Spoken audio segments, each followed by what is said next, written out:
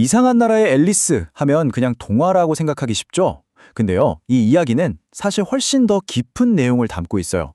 우리가 너무나 당연하게 생각하는 논리나 나 자신이라는 정체성이 순식간에 와르르 무너져 내리는 그런 심오한 여정이거든요.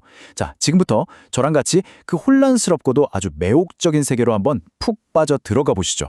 모든 일의 시작은 사실 앨리스의 지루함이었어요. 그림이나 대화도 없는 책이 대체 무슨 소용남? 이런 생각 우리도 가끔 하잖아요.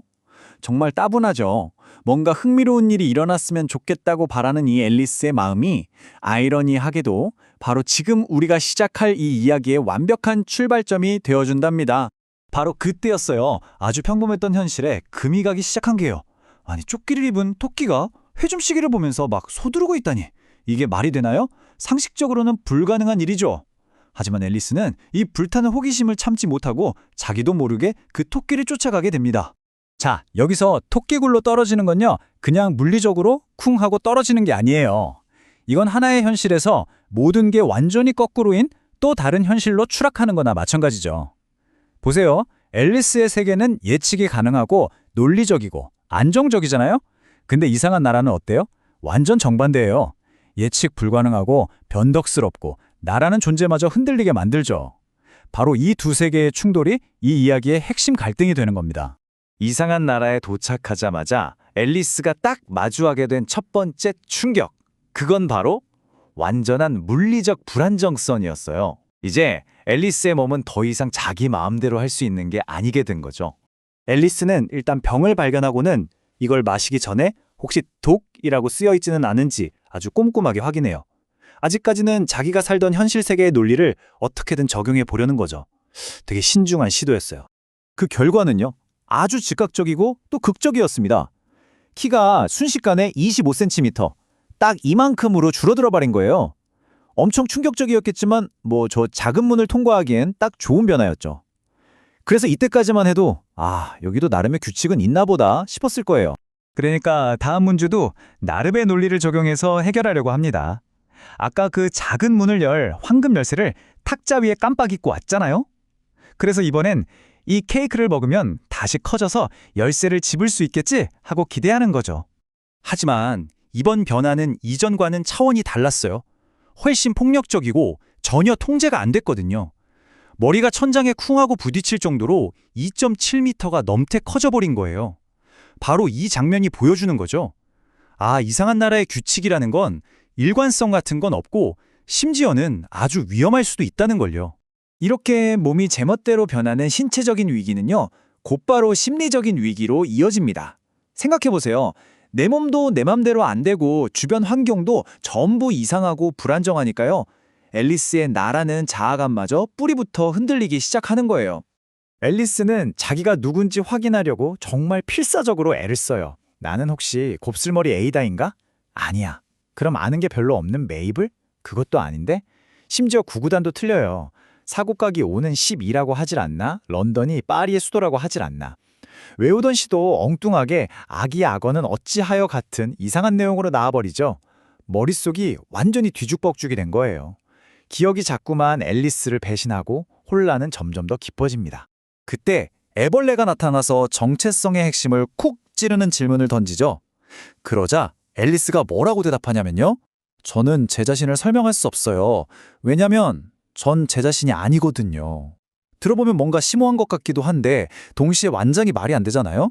이게 바로 그녀의 자아가 완전히 무너져 내렸다는 걸 보여주는 가장 상징적인 대사입니다.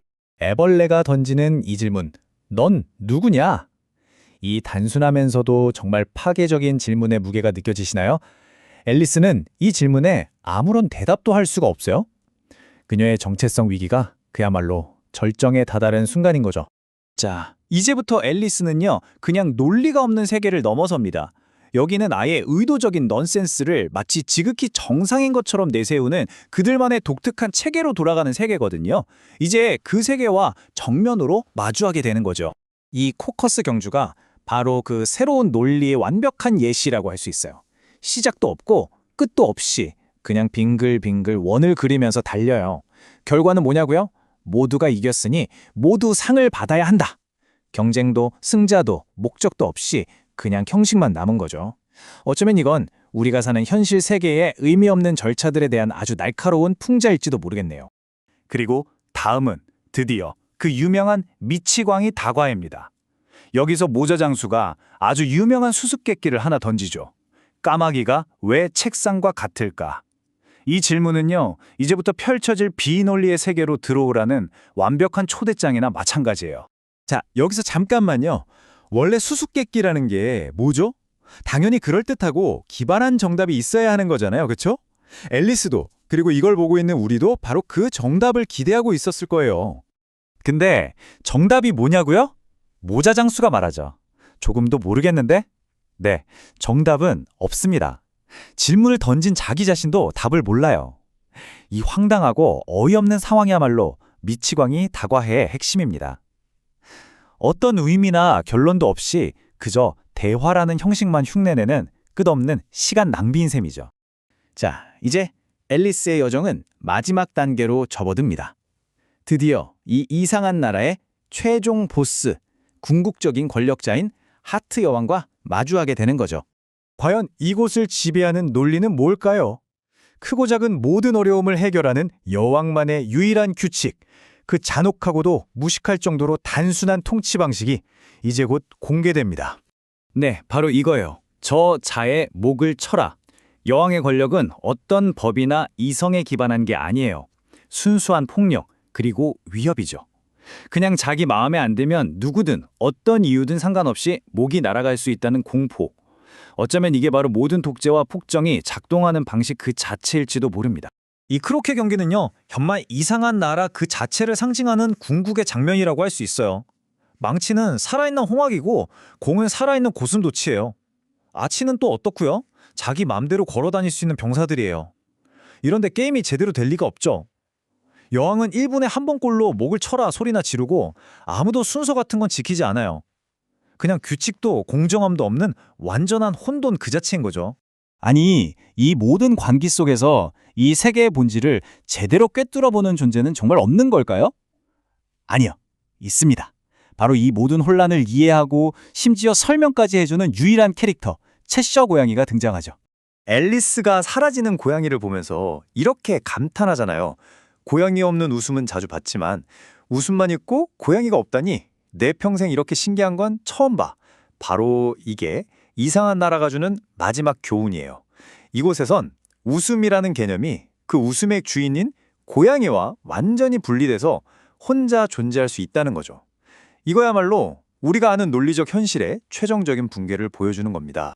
모든 것이 무너지는 세상에 과연 어떤 진실이 남는가? 이 주문을 여러분께 던지면서 오늘 이야기를 마칠까 합니다. 어쩌면 앨리스의 이야기는 결국 우리 자신의 이야기일지도 몰라요. 우리가 그토록 당연하게 여기는 나라는 존재, 이성적인 논리, 그리고 우리가 따르는 사회의 규칙들.